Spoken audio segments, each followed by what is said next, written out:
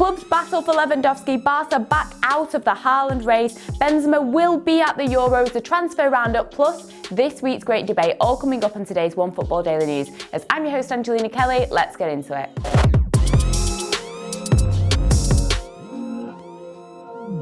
First up, and according to Sky Sports Germany, Chelsea have reportedly made contact with Bayern Munich about Robert Lewandowski. However, they will face some stiff competition from the likes of PSG and Barcelona. Now, this doesn't come as much of a surprise that so many clubs are interested in the 32-year-old player. Now, reportedly, this does not come from the fact that Lewandowski is unhappy at Bayern Munich and is searching for a move, but this is more that the top clubs in Europe are trying to feel him out and figure out if there's a way to bring him to a different club. First up, we've got PSG. Now, L'Equipe did report that there had been some conversations between the club and Lewandowski, and they did view him as a potential replacement, of course, if Kylian Mbappe should depart from the club. However, we've actually not had it confirmed that Mbappe is even going to be leaving PSG. This may not even happen. And also, with reports that Lewandowski isn't really that interested in making a move to France, I can't really see this one happening. And then you have Barcelona. Now, of course, the La Liga club have reportedly got some debts, and whilst they may be facing a reorganisation financially,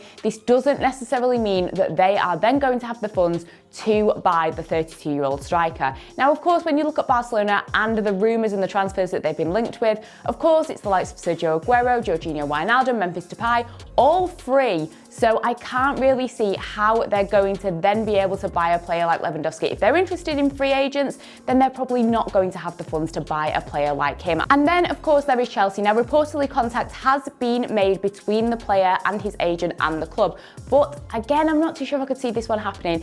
I mean, Chelsea are clearly in the market for a striker. They've been linked with so many. And would it be great to see 3 Bundesliga stars, Timo Werner and Kai Havertz, if they get their acts together and they're the stars that we once knew in the Bundesliga, and Robert Lewandowski all playing together? It would be absolutely amazing, but I just don't think it will happen. And of course, Chelsea have got so many other options. Financially, they could definitely get Lewandowski, but they could also potentially get the likes of Harry Kane, Romelu Lukaku, so there are so many different options for them, and they would be a very attractive club for a player to move to.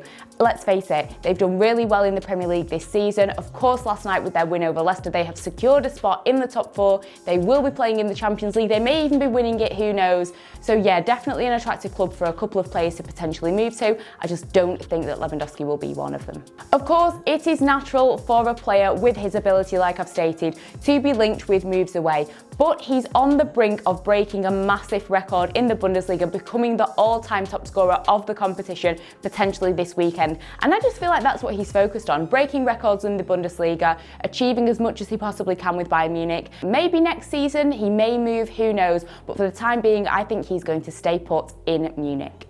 Now, of course, we have seen all of your comments about the OneFootball garments and how you guys can get your hands on them, and the time is finally here for me to tell you a little bit about the OneFootball fashion collection. So our first collection is the Essentials collection. This hoodie that I'm wearing right now is of course part of it. It's all been designed in Berlin using black, white and hype green organic cotton, and if you guys want to get your hands on some of these items, I will tell you how. It's pretty simple. Head to store.onefootball.com to check out the collection, and of course on social media you can follow at OneFootball Store to keep up to date with the latest news and drops. Next up, we are heading to Barcelona, where reportedly the club have stated that they are out of the Erling Haaland race. So this has come from journalist Xavi Torres. He spoke to TV3, which is a Catalan television channel, and he has said that due to the financial issues that the club have been having, they only have enough money and resources to complete one major operation this summer. And this won't be Erling Haaland, but of course it will be securing Lionel Messi at the club. This does kind of make sense to me for them to back away from Haaland and to go for Messi. Like I've already said, of course, Barcelona only really seems to be interested in free agents like Memphis Depay, Sergio and Jorginho Wijnaldum, so it wouldn't make sense for them to then also be interested in Erling Haaland, who would have a whopping massive price tag. It makes more sense to focus on Messi, to not put their eggs all in one basket with Haaland, and to get quite a couple of different players that could definitely help out and support this squad. However, obviously that's talking about players that will be coming into the new camp. What about the players going out? So according to Mundo Deportivo, the club are going to sit down with 4 players, 3 of which are probably deemed as untouchables, that have been long-standing members of the Barcelona force, that have won so many different trophies and achieved so much with the club. They're going going to sit down with these untouchables and maybe just let them know that they're not untouchables anymore and they could be departing from the club. So the 3 players that are classed as the untouchables and players that have arguably been the backbone of the club for so many years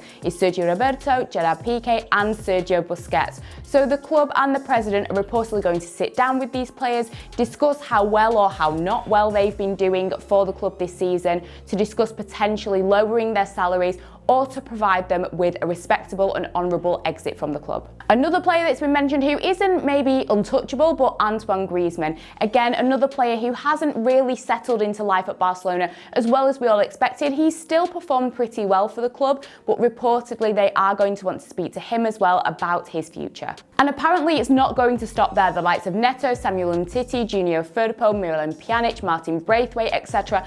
are all other players that may be having discussions with the club about their futures. It sounds pretty brutal, especially when you look at the players and names like Pique and Busquets, but you can kind of understand where they're coming from. At the end of the day, as much as some of these players have been really, really important for the club, some of them arguably not so much.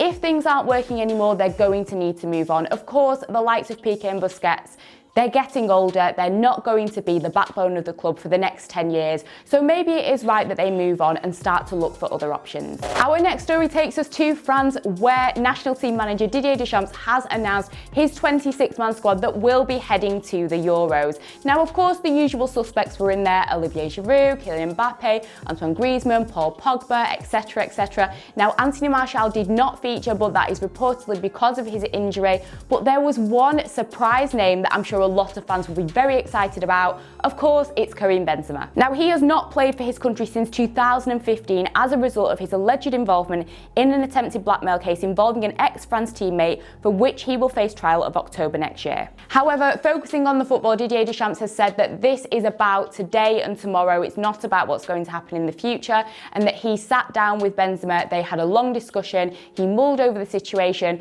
and eventually he stated that it's not about me, it's about the team, and he has made this decision. For fans, surely whatever their opinions are of Benzema off the pitch, looking at him on the pitch, this must be so exciting. Of course, he missed out on the Euros where they got to the final against Portugal and lost out. He missed lifting the World Cup, so for him to be part of this team that could potentially win the Euros is absolutely massive, and he is such a talent to have in that squad. Of course, without the French national team, he has been keeping himself busy with Real Madrid, this season being arguably their standout player, scoring 29 goals, including 11 in 10 games and providing 8 assists in all competitions. Now, of course, we at OneFootball did a video on who would start for France in the Euros, which you can check out above my head. There is no Benzema in it, but there are a few other players that you guys should check out that will definitely be in that starting lineup.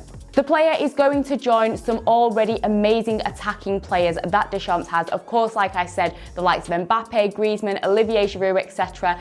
And he is going to be so important as they actually face arguably the group of death. They've got Hungary, Portugal and Germany to face in their group stage, so they will definitely need all the help they can get. Of course, they begin their Euros campaign on the 15th of June against Germany, and I can't wait to see what Benzema is going to bring to the table. And now we have our transfer roundup. This is where I take a look at some of the other news and transfers going on in the footballing world. And first up, numerous clubs such as AC Milan, Spurs, Chelsea and Borussia Dortmund are all reportedly interested in Manchester United goalkeeper Dean Henderson, who has stated that if he is not #1 goalkeeper at Old Trafford, he will be set to depart from the club in the summer. Next up, and Dortmund have identified Jonathan Ikone, the Lille midfielder, as a potential replacement for Jadon Sancho that they may want to bring to the club should he depart. Meanwhile, with news that Roy Hodgson will be departing from Crystal Palace, there have been rumours that Frank Lampard could be taking over from him. And finally, over to the Copa Libertadores, and River Plate are having a nightmare. So they registered 32 players at the beginning of the season. They could have registered up to 50, but they stuck with 32, and now it's come back and bitten them. So they actually have 20 players with positive COVID tests. They have 2 injured players. They actually only have 10 players available. They have no goalkeepers, and they have a game tomorrow. So the South American Football Federation have said that they're not allowed to bring in any more players. So it looks like a defender is going to have to put on those goalkeeping gloves for their game tomorrow. And next, it is time for the great debate. This is where the OneFootball newsroom poses a question to all of you in the comments section, and you can check out my answers and the answers from the OneFootball newsroom on the appropriate article on the OneFootball app. So after Yuri Tielemans scored that amazing goal for Leicester in the FA Cup, the question is, what is your favourite FA Cup final goal? Now, there are so many. I mean, depending how far back you're going to go. I mean, for me, immediately, goals that sprung to my mind was Michael Owen for Liverpool, of course, Jesse Lingard back in 2016 for Manchester United, but I've actually gone with Didier Drogba. Now, this was back in 2007 when Chelsea and Manchester United played each other in the FA Cup final. It took 116 minutes for the goal to come, but it was definitely worth the wait. Didier Drogba, after a 1-2 with Frank Lampard, lifted the ball beyond Edwin van der Sar to win the game for the Blues, and it was an amazing goal and an amazing victory for Chelsea during a time where their rivalry with Manchester United was pretty tense, so it definitely made the victory all the more sweeter for them. But what about you guys? What has been your favourite FA Cup final goal? Let me know in the comment section. So that's it for today's OneFootball Daily News. As always, check out all the other content that we've got here, and until next time, I will see you all later.